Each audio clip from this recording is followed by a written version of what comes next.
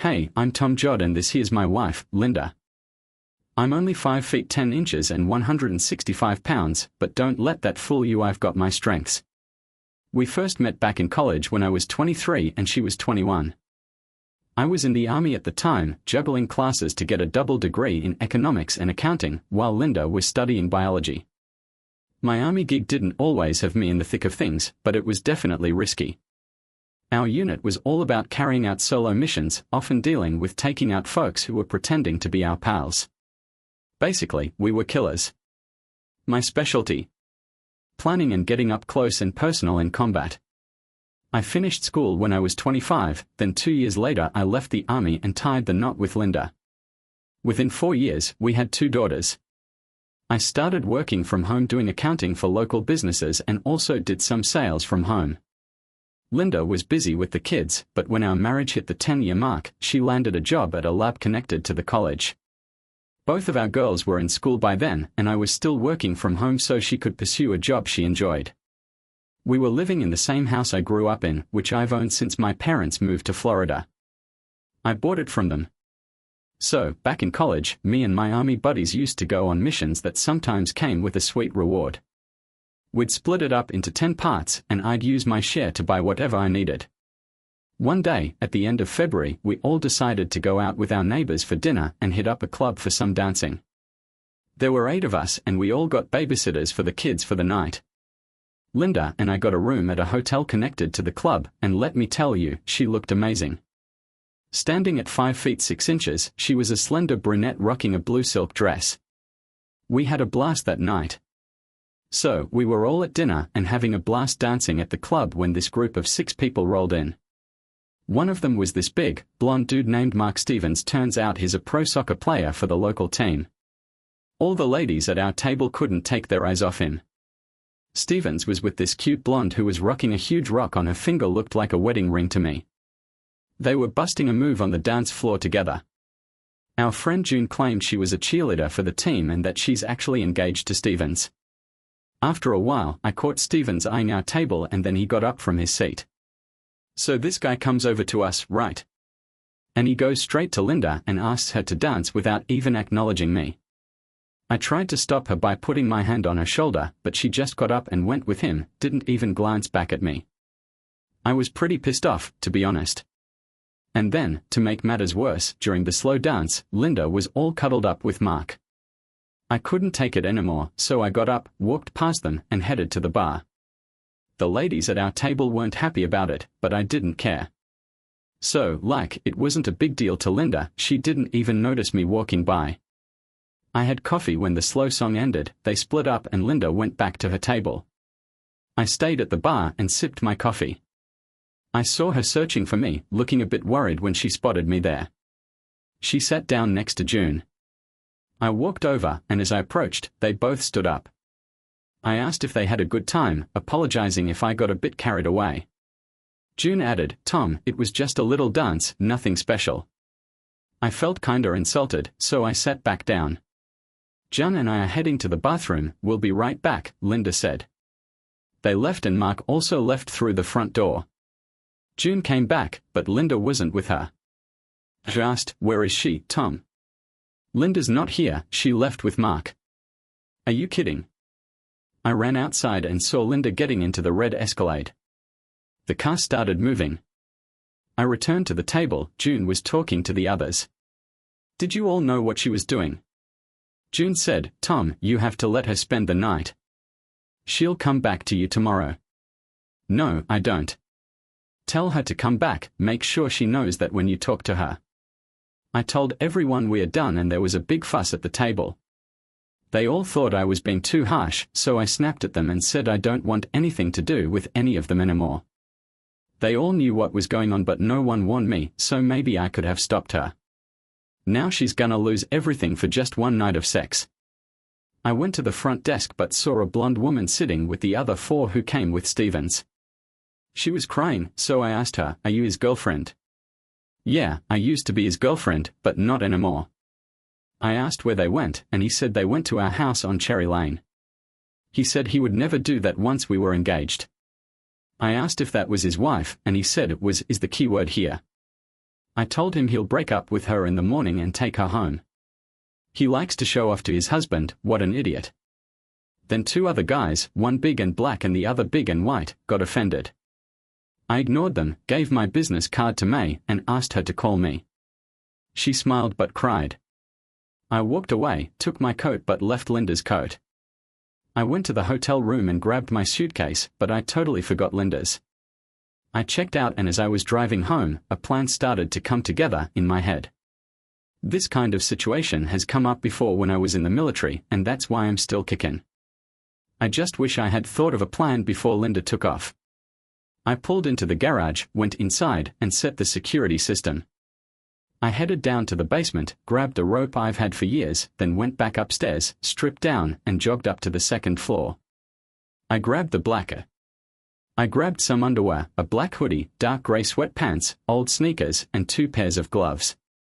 I also grabbed a balaclava. I put it all on and headed up to the attic with a rope. I tied it securely to the beam just like I used to do as a kid. I climbed out of the narrow window and jumped down the wall of the house. On the other side, there was nothing but forest. I ran and hopped over the side fence, down the path to the workshop. Once inside, I grabbed a backpack, some extra wool socks, a pocket knife, and an old hand axe that I had stashed away. I grabbed all my tools and stuffed them in my backpack. Then I hopped on my bike and started pedaling towards the river, cutting through a little forest. I crossed the bridge over the river and made my way to Cherry Lane. I spotted a house with a statue of a football player out front and a red Escalade parked in the driveway. I grabbed an axe and a knife, hopped over the fence, and dashed past the SUV. I used the axe to smash the passenger side window, setting off the alarm. I quickly jumped onto the porch and hid behind a column near the door. I didn't have to wait long before the "all right," so the light came on and the door swung open. This idiot stuck his head out and used the key fob to turn off the alarm. He stepped outside with a semi-automatic pistol, but I whacked him on the head with an axe as he walked by. He fell down and started crawling, so I gave him another powerful hit with the axe using both hands. Then, I went back inside and closed the front door. I turned around and took off running. I hopped over the stone wall and made my way back to my bike. I put on some wool socks, packed the axe, knife, gloves, and shoes in my backpack, and zipped it up. I jumped on my bike and rode off towards the river. As I got to the bridge, I stopped and chucked my whole backpack into the river, trying to throw it as far as I could.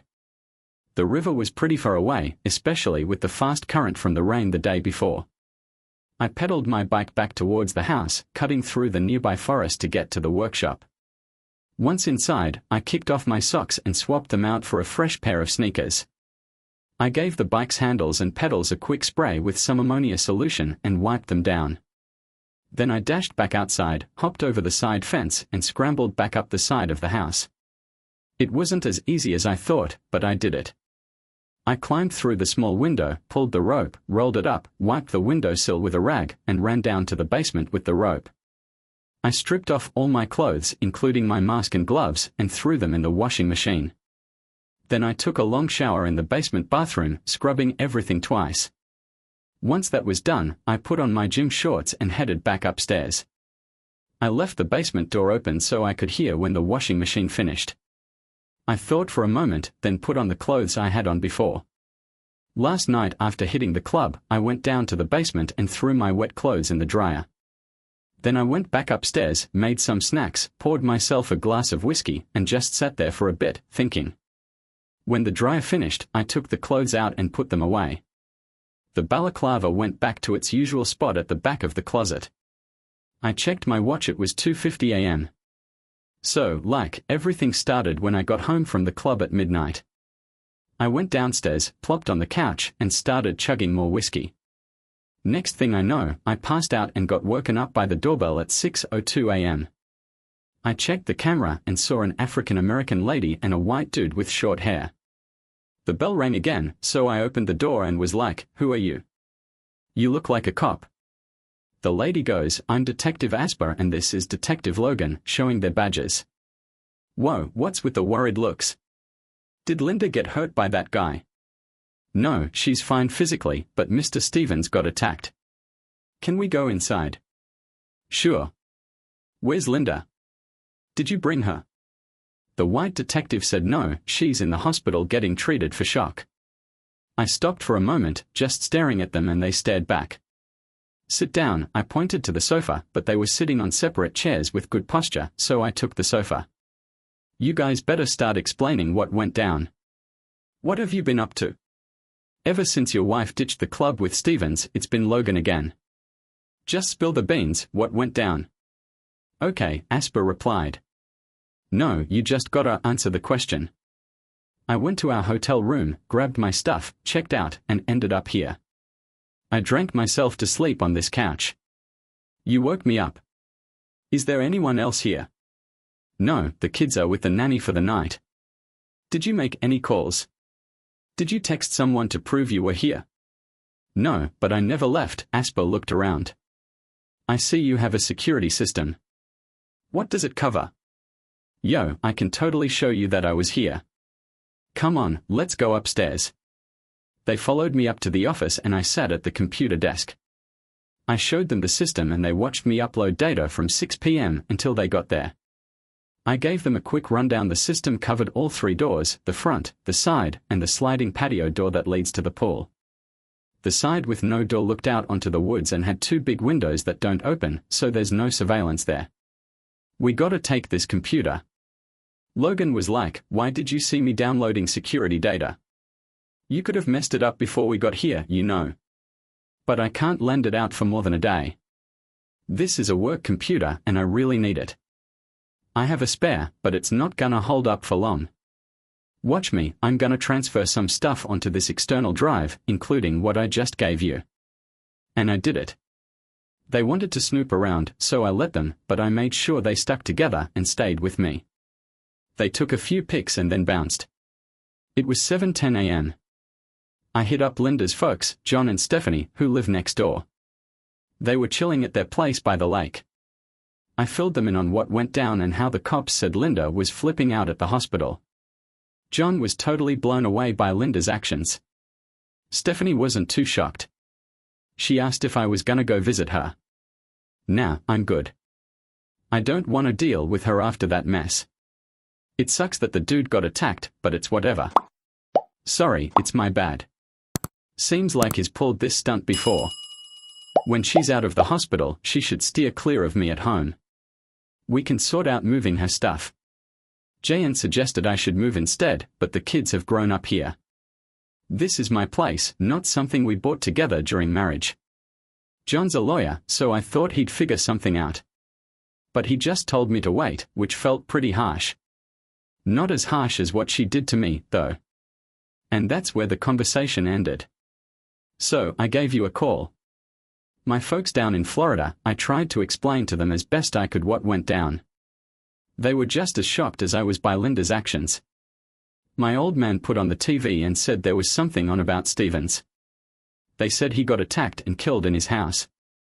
That's old news to me. The landline rang and it was Judy. She asked, "Where's Linda?" We heard Mark got killed. I told her, she's in the hospital, in shock. Judy said the cops mentioned you saw her. Which hospital? She asked. I don't know. I have no intention of dating her, I said. Don't be like that, Judy said. She needs your support. She will. You won't get any help from me. I don't care if her big night was ruined. If it was ruined, I'm going to visit her. You're a jerk. Did you kill Mark? No, but I don't regret it. Good riddance. Judy hung up. I took another shower and got dressed to go pick up the kids from the babysitter. It was around 8 o'clock when I got there, only to find out they hadn't heard anything about what happened that night. We went home and they asked where Linda was. I told them, I don't think she'll be here today, she's got something else she needs to do. We are just gonna chill without her dress for soccer. I took the kids to the soccer field where they had games at noon and 1:30. I was pretty chill watching them play. Michelle, the youngest, was pretty good. Laura, not so much, but she gave it her all. It was a good workout for them. After the games, we got ice cream and headed home. I had a few messages on my phone, but I had it on silent while hanging out with the girls. One was from Linda's parents, saying she was I got calls from St. Jude's, one from a doc there telling me to call, and one from Judy saying Linda was at the cop shop and not talking to anyone. She said I should chill out and bring the girls to her. I told the girls their mom was in the hospital, safe but messed up from something that went down the night before.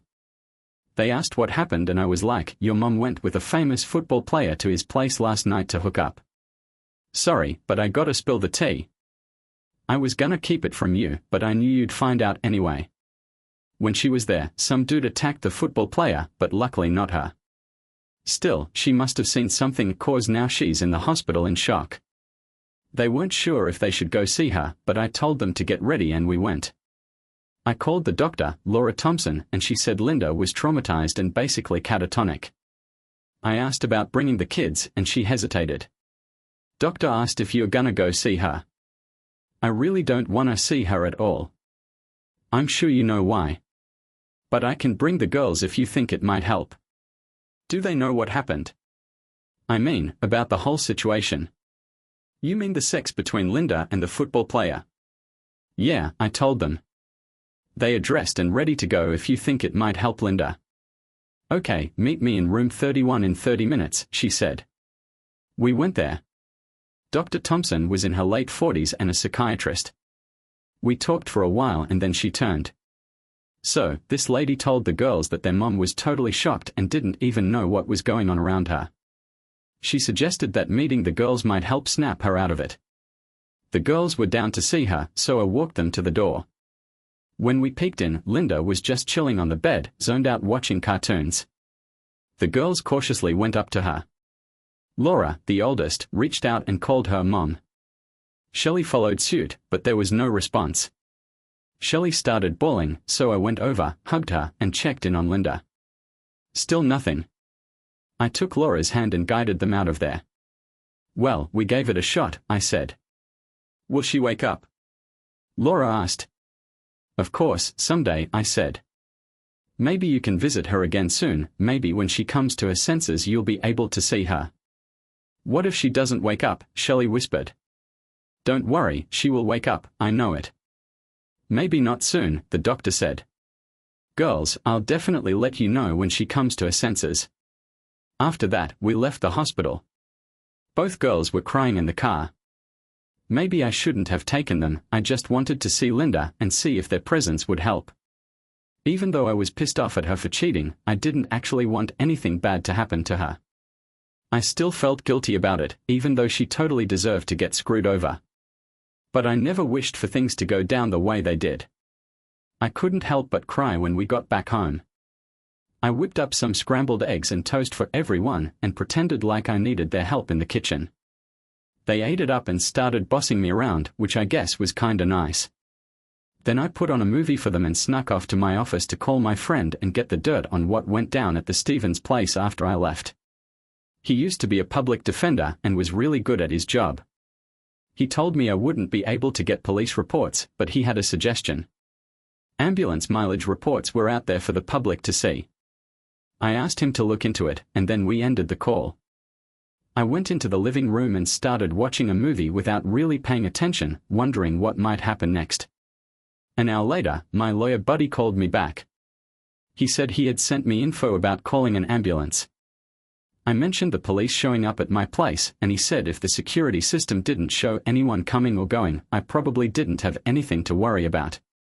Nothing to worry about, but he also mentioned that the cops might want to search my place or chat with me again. He suggested getting a lawyer just in case. I didn't think I needed one, but I called the lady anyway. After seeing the ER report, turns out the police found Linda with Stephen's head in her lap, covered in blood, only wearing a thin robe.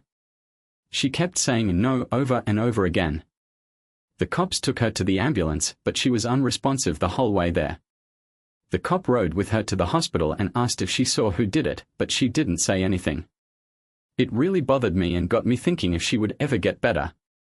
I searched up PTSD, post-traumatic stress disorder, because I had looked it up before for myself. I learned about the shock-induced catatonic state and found that people usually recover from it, but can still suffer from PTSD for years. The lawyer Joan Drake set up an appointment for me on Monday morning at 9:30. She gave me her cell number in case I needed to reach her. So, the cops showed up early but didn't do much. Me and the girls just spent Sunday messing around, trying to reassure each other that Linda would come back and we'd still need to help her out. I was curious about how she'd react to me when she returned. I was pretty sure she didn't see anything, and even if she did, it'd just be some guy in all black with a mask. But maybe she'll think I did it. I dunno, I don't think she has any reason to suspect me like that. Man, I was able to do exactly what I did on Monday, took the girls to school and kept up with the news about Stevens' murder. They didn't mention Linda's name, but they said Stevens was messing around with a married woman when he got attacked outside his house. A neighbor called the cops after hearing Linda scream. So far, no one besides the cops had connected Linda or me to the murder, but I figured that would change eventually. Joan Drake, a classy 45-year-old blonde, was pretty uptight, just like my friend described. I told her the whole story from the start and gave her a copy of the ambulance report. She was totally shocked and just stared at me. I looked back at her and casually mentioned that the police had a copy of the security camera footage, which showed no one entering or leaving my place between the time I got home and when the cops showed up. I asked her to give me back my computer for work and handed over the advance payment. I listened as she called the police station and asked for Detective Asper, saying, "Hello detective, this is..." "Hey Joan, it's me.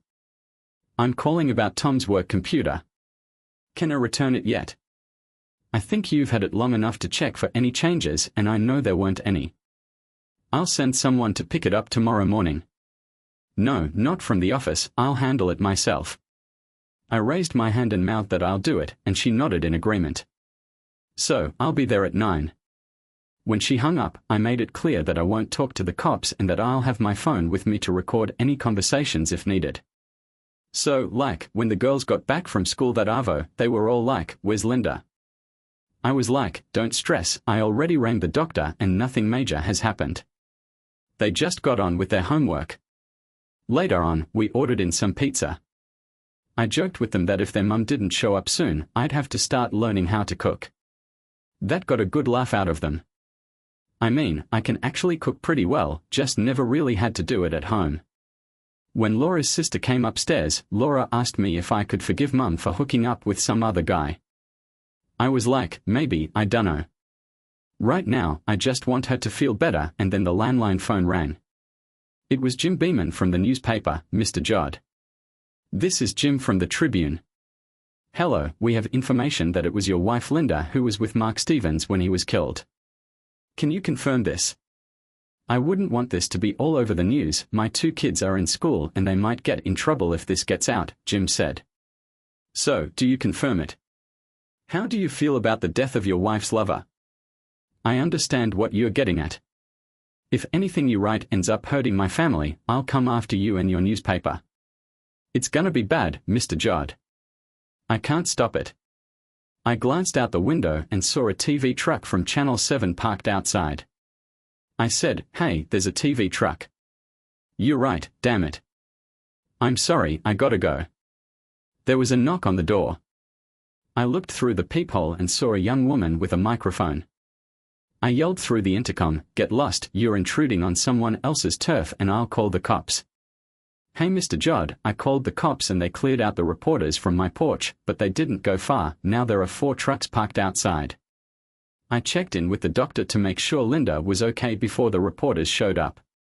I talked to the girls about staying with me and homeschooling, but they want to keep going to school even if they have to live somewhere else. I was like, I'll consider it. So I hit up my lawyer Joan for some advice. She was like, "I can put out a statement to the press if you want, see if that helps chill things out." So we went for it. The statement basically said my fam wants my wife to just live her life like usual and that I ain't gonna address any gossip about her now or ever. It also warned that if the media keeps camping outside our crib and causing drama, we'll take legal action. Hey, would really like it if those trucks moved out of here. Meanwhile, Detective Asper and her boss are gonna do a press conference at 7 p.m. I was just watching the news and they said Mark Stevens got attacked and killed outside his house with some sharp object. They also mentioned that there was a woman at the house but she didn't see the attack happen. The cops are still investigating, and the first question is if the woman was married and if her husband is a suspect. Detective Asper said, "Since y'all know her name, I'm assuming you know that. She's married, but we looked into her husband and there's no sign he had anything to do with the attack. Actually, it seems like he was at home all night, far away from where it happened." The reporter asked about other married women and their husbands. We checked into claims that Mr. Stevens was always seducing married women, and it turns out there's some truth to it. He's actually managed to run off with a few married women right in front of their spouses. All right, fellas, let's dive into this. Chief Johnson just cut the meeting short for now. If there's anything else before our briefing on Wednesday, we'll give you a heads up. The cops left amid some chaos. I've sorted out for the girls' schoolwork to be sent here or online in the next few days. I gave Linda's parents a heads up about the media, but no one's shown up yet. They've also vanished from our street on Tuesday. The doctor called about Linda. So, I was about to reply when I found out the cops were already with her. I quickly informed her folks and they rounded up the girls to head to the hospital. By the time we arrived, the police were already heading out. Detective Asper mentioned she wanted to have a chat with me later. I said okay. Linda still seemed in shock. She greeted the girls warmly and gave them hugs, but she wouldn't even look at me. The girls chatted about TV trucks and school, but then Linda seemed to drift off. The doctor advised us to let her rest. Her parents were. I was outside chatting with the girls when I went to check on Detective Asper. She seems to be improving, Asper said. Maybe, I don't really know. Are you going to bring her home until she gets better and then we'll probably split up, Asper said. I think you should cut her some slack. What other consequences could she face besides what already happened? It's not about punishment, it's about respect and trust. I will never trust her or respect her, and maybe she won't respect me either, Asper smiled. Maybe she's scared of you, maybe she doesn't trust you either. You're just trying to trick me into a trap. You know I had nothing to do with the attack on Stevens. I know you have a military background and a good reputation in the service, so maybe some regular guy couldn't do it, but maybe you could. I didn't do it, you know. We have security footage from Stevens's house, it's not my issue. I wasn't there. See you later. It sounded like a threat. Over the next few days, Linda slowly started feeling better. I tried to act normal by dropping off the girls every day, but I didn't really hang out with them much. On the fourth day, Linda was supposed to leave the hospital and she wanted to talk to me alone. I sent the girls away. She apologized for putting me in a tough spot and said sorry wouldn't fix things. She felt embarrassed that it was all over the news. She just wanted to go home once she was discharged later that day. She sat on the bed and walked over to the chair. Can I please go home? You know the press is outside and they'll be following you. I don't want the girls' lives to be messed up anymore. Maybe I can sneak away now. I stared at her for a while. You're pretty good at sneaking away, of course. She didn't look up. I said I'll call security. I can't say I want to stick around you, but maybe I don't have much choice right now. I didn't want you to get hurt. I thought you loved me and could handle this, or maybe I didn't even think about it at all. So, we were naked in bed when all hell broke loose. I took a good look at her and knew she was lying. Honestly, I can't trust a word you say anymore. But we'll see how things play out, all right. Love you, but I had to just walk away. I went to the hospital's security office to arrange for a car to pick up Linda and take her to my place. It was set for 4 p.m. Everything went smoothly and she got home around 4:45. The kids and her parents were all there with me. I made a bed for myself in my office and Linda will sleep in our room. The rest of the day was pretty awkward, to be honest. Her parents didn't really know how to act in this situation. Linda, her mom, and the kids were playing Monopoly in the living room while her dad wanted to talk, so we went to the patio. John asked, "What are you going to do, Tom?" I replied, "I really don't know, but there's a good chance we are done. You have to try to forgive. You guys have been together for ages and have a great family, I get that. But I can't help but question if we've truly loved each other all this time. If she really loved me, she wouldn't have gone and done this. She claims they didn't have sex, but how can I trust that? She was with him for a while. Does it even matter at this point? We all know she's capable of it. It might have been different if he didn't use protection. She could be sick or pregnant. Damn, I hate thinking about that. She can just stay away right now, but you might want to start thinking about finding a different solution.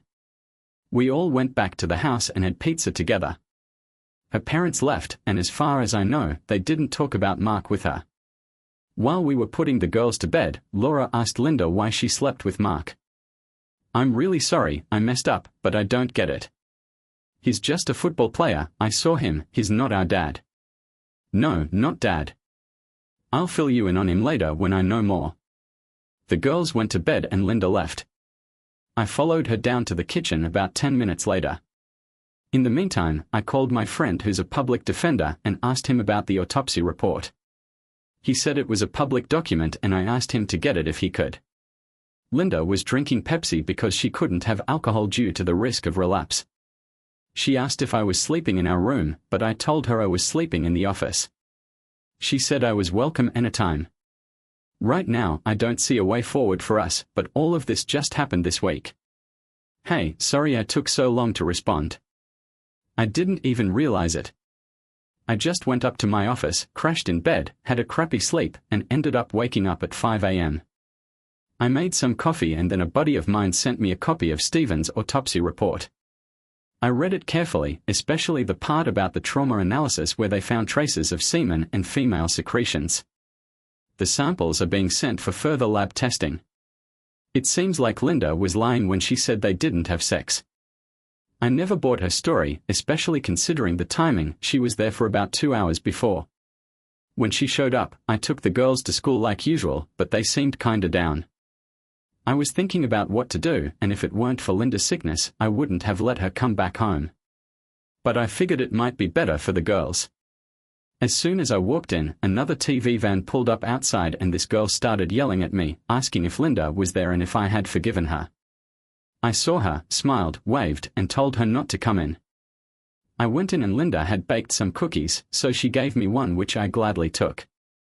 There's a TV crew outside. They don't know you're here and maybe they shouldn't find out. What do they want? They already put out my name and what I did at his place. Can they do more damage? I'm sure they could come up with something. I glanced at her, wondering what to do with you or us. I want you to write down exactly what went down last Friday. From the second that Maureen came up to us until you ended up in the hospital. This should happen soon, but if it's too much, just skip ahead. I'll try. I also need to call and see if I still have a job. Why would they fire you for messing around with me? Why do they even care? Well, I was gone for a whole week. She called in sick and got another week off. She went to her room and sat at her desk typing on her computer. I left her alone and went to my office. Once I started looking through the autopsy stuff, I made sure I'd get the test results, but it'd probably take a few days. Linda was trying to play it cool around me, but it was obvious she had questions about what went down. Our normal routine carried on for a couple days until I finally got the test results. Turns out Linda's DNA and sexual fluids were found, so she must have lied about not having sex. I waited to see what she'd say about it, but I couldn't picture staying married to her after that. The day after dinner, Linda came into my home office. I had just finished writing when she handed me a printout. I read what she wrote. Tom, forgive me for my weakness. When Mark asked me to dance, I was so excited. He was charming and had such a good reputation. When we danced, I really didn't think about anything else. When the slow dance started, I was completely under his spell. He pulled me towards him, and honestly, I would have given myself to him right then and there. I don't know why he was so attractive to me, but he was. He told me to sneak out the side door and we were heading to his place and he promised me the best sex of my life. I actually believed him. When the dance was over, I went back to our table and you were gone. I ended up agreeing to go to the bathroom with June. When you came back, I could tell you were pissed off, but I thought you'd get over it. I was really into Mark, so I left through the side door and we drove to his place. As soon as we walked in, he kissed me, picked me up, and carried me upstairs to his bed. We had some really intense sex. As we were wrapping up, the car alarm suddenly went off. He quickly threw on his robe and went outside. He told me to stay put, so I peeked out the window but couldn't see anything. Then, over the porch roof, I spotted someone in all black sprinting away. The guy hopped over the fence and disappeared. I grabbed a robe and headed down to the front door, only to find him lying in the driveway. I rushed over to him and saw that his head was seriously injured. I was in shock, feeling guilty like it was somehow my fault. The police showed up and that's all I remember. I'm at the hospital. I'm really sorry for everything. I love you and I don't know why I did what I did, Linda. I saw her crying and I felt terrible. Were you the guy I saw? I was here all night, drinking and regretting the end of my marriage and the changes in my family. I was filled with hatred, but the police confirmed that I was here. They have surveillance footage, that's what they said when I asked. But no excuses, I can tell you that I think Stephen got what was coming to him. No, Tom, he didn't deserve this. He was a good guy.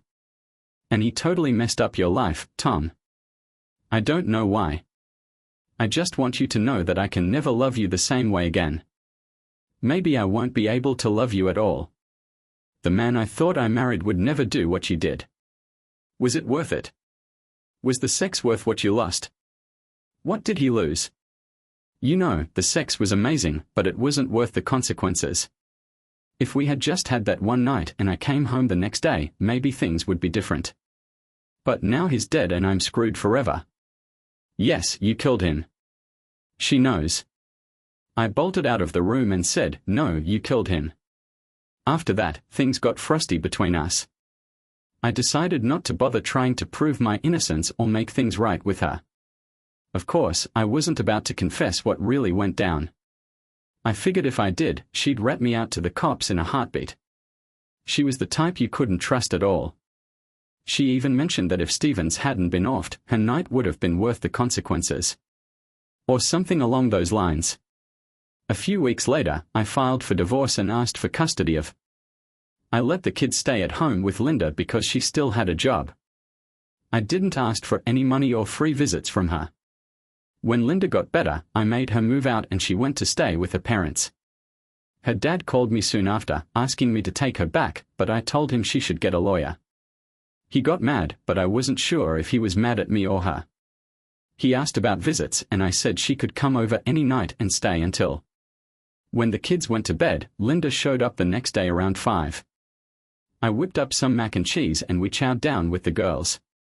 We played a couple board games with them and then tucked them in for the night. Linda wanted to chat, but I wasn't feeling it. We gotta figure this out, Tom. It's not good for the girls if we are split up. They'll have to adjust. You can find a spot where they can come see you. The sooner we sort out this divorce, the sooner we can work out a visitation schedule. Please, I don't want a divorce. I messed up, okay? It's a huge mistake. I love you, but there's no way we can stay married after you cheated on me. It's over, Linda, just move on. Linda started crying and I felt bad for her, but it wasn't enough to make me change my mind. We got divorced, worked out a custody agreement for the girls, and Linda got an apartment with a spare bedroom for them. We tried to keep things civil for the girls' sake, but about 4 months later, I started dating other women. Everyone in our group and at work knew I was single and it seemed like I caught their eye. When Linda had her girls' nights, I would bring some women home for a hookup. They didn't stick around for long, but the sex was usually pretty good, sometimes even great. I made sure to steer clear of married women, even though some of them were keen to hook up. After a bad experience, I realized it was wrong. Linda was great with the girls, but struggled on her own. She was on antidepressants and slept a lot, but she still managed to go to work and get things done. So, her folks and the gals told me that she's been single for 10 years. Shelley went off to college, and Laura was getting ready to start her first year. They were used to sharing custody and seemed to be handling it okay. They both dated in high school, and I think Laura continued dating in college. I was in a serious relationship with a girl named Cody that I met at a bar one night. She was divorced, had 2 kids, and her ex had moved out west. She was 35 when we met, and her kids were in school. Twins in their sophomore year left for college, she moved into my place. I used to love her, she was funny, smart, and the sex was amazing. Maybe not as gorgeous as Linda, but she was pretty and guys definitely noticed her when we were dating. Shortly after we met, I told her about all the commotion surrounding Mark Stevens' death, but never spilled how he died. The whole drama eventually quieted down, and no one got caught or charged. One Saturday, Detective Logan showed up at my door, and I let him in. I was home. "Yo, I just retired last week with a nice pension," he said. "I'm happy for you, but why are you here?" "I just wanted you to know that I was sure you off that moron, and honestly, he had it coming. Maybe not your wife though. I didn't do it, but I ain't gonna lie, he deserved it. Props to whoever did it." "Why you say Linda didn't deserve it?" "Well, it was just one night and she only did what many other married women do when that jerk tried to make a move. You know, if they hooked up somewhere and went to do the dirty in private, maybe. We could have moved on from it, but it was just too bold and showy." "How's your partner doing?" "She's a captain now, such a feisty girl. She had a good sense of things, I must say. We said our goodbyes and he took off. As for Linda, she's slowly getting better. We used to carpool when I drove Shelley to school. One day on the way back, I asked her how she was doing and she said she's fine. She's got a boyfriend, kinda like a friend with benefits. I know you and Cody are together, right?" "Well, mostly. And once her kids move out, we might move in together." "Hey," Linda whispered to me that she wishes all this didn't happen. We could have been enjoying life as empty nesters now, having some real fun. I'm still really sorry about it." "Me too," we both ended up crying. She later moved into her friend's place, but I don't think she ever fully got over that night, just like me. I don't regret doing it though, it probably saved a lot of marriages. It was one of my most effective acts of kindness. Make sure to subscribe to our channel so your partner doesn't cheat on you, and stay tuned for the next story. Yo, this story ain't nothing compared to the next one. If you're under 18, don't even try to listen to it.